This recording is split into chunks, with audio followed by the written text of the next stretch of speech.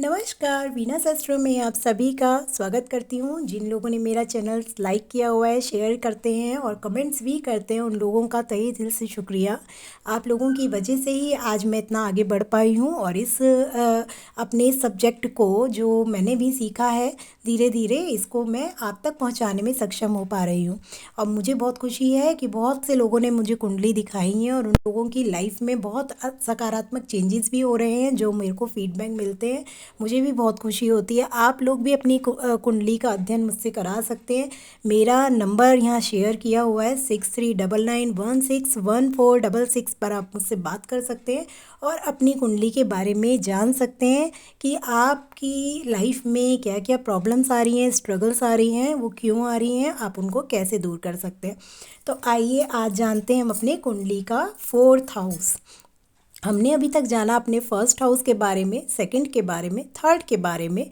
First house मैंने बताया जो आपके खुद का भाव है, सेकंड हाउस आपके कुटुंब का है, थर्ड हाउस आपके पराक्रम का है, जो आपका पराक्रम होता है, जहाँ पे भी आप अपनी शक्ति का प्रदर्शन करते हैं, जिसकी वजह से आप वो काम कर पाते हैं। आपका 4th हाउस आपके सुख का होता है, जितने भी आपको सुख सुविधाएं मिलती हैं, आपका गाड़ी का सुख, आपके घर का सुख और भी आपकी जितनी भी एसेट्स होती हैं, वो सारे जो सुख होते हैं, वो सारे सुख आपके 4th हाउस से देखे जाते हैं। 4th हाउस हमारी लाइफ में क्यों इम्पॉर्टेंट होता है, आप ये जान सकते हैं, क्योंकि 12 हाउस में ये 4th हाउस को बहुत इम्पॉर्टेंट बोला गया है। क्योंकि माता से 4th हाउस जुड़ा हुआ है और माँ का सुख तो हर किसी को चाहिए। माँ ही है तो भी जीवन में हम लोग हैं। तो माता का जो स्थान है वो 4th हाउस है, क्योंकि यहाँ पे चंद्रमा की कर्क राशि आती है। क्योंकि आपने राशियों को भी समझते चलिए, क्योंकि फर्स्ट नंबर पे जो राशि होती है मेष राशि होती है, मंगल की होती है। सेकेंड हाउस पे शुक्र की होती है।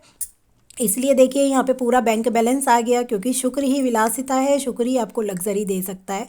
और थर्ड पे आपका जो आता है वो बुध आता है। यहाँ से सारे आपके छोटे छोटे कम्युनिकेशन भी देखे जाते हैं, वो सारी चीज़ें भी बुध में ही आती हैं। अब 4th हाउस क्योंकि चंद्रमा से चंद्रमा की राशि कर्क राशि है और चंद्रमा को माता का कारक बोला गया है, इसलिए माता का भाव अगर जितना अच्छा होगा आपका 4th हाउस, उतना ही आपको माता का भी सुख मिलेगा, घर का सुख मिलेगा, गाड़ियों का सुख मिलेगा और आप अपनी लाइफ को एक लग्जरी लाइफ में कन्वर्ट कर पाएंगे। परंतु यदि 4th हाउस में प्रॉब्लम है तो आपको सच में इन सब चीज़ों में दिक्कत होगी। या तो माता का सुख आपसे जल्दी छीनेगा, या फिर माता के साथ आपके संबंध अच्छे नहीं होंगे, या माता को तकलीफ़ हो सकती है, या फिर आपको घर गाड़ी इन सब का सुख नहीं मिलेगा। तो हमेशा कोई भी भाव यदि आपका ख़राब है तो जानिए कि कभी भी सारी चीज़ों का खराब फल हमें नहीं मिलता या शुभ फल हमें नहीं मिलता।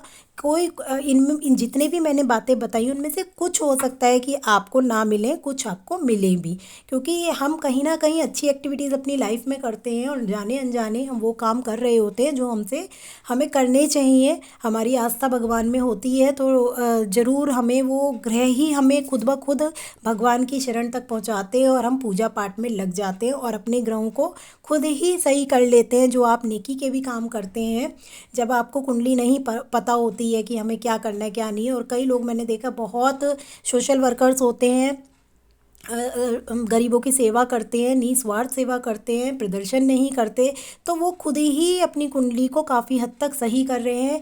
ये आप जान कर रखिए। अगर वो कुछ पा रहे हैं अपनी लाइफ में और उनकी कुंडली आप अगर देखी है कि अच्छे फल नहीं है उनकी कुंडली के हिसाब से, फिर भी उनकी लाइफ में बहुत लग्जरी है, तो वो रीज़न यही है कि वो लोग निस्वार्थ सेवा कहीं ना कहीं कर रहे हैं। और 4th हाउस को एक्टिवेट करने के लिए, अच्छा बनाने के लिए भोलेनाथ की शरण में जाइए, उनको जल अर्पित कीजिए, दूध अर्पित कीजिए। ये बहुत ही शुभ फल आपको देने लगेगा आपका 4th हाउस, क्योंकि महादेव तो देवों के देव हैं, उनकी पूजा करके आपके 9 के 9 ग्रह भी सुधर सकते हैं। नमस्कार।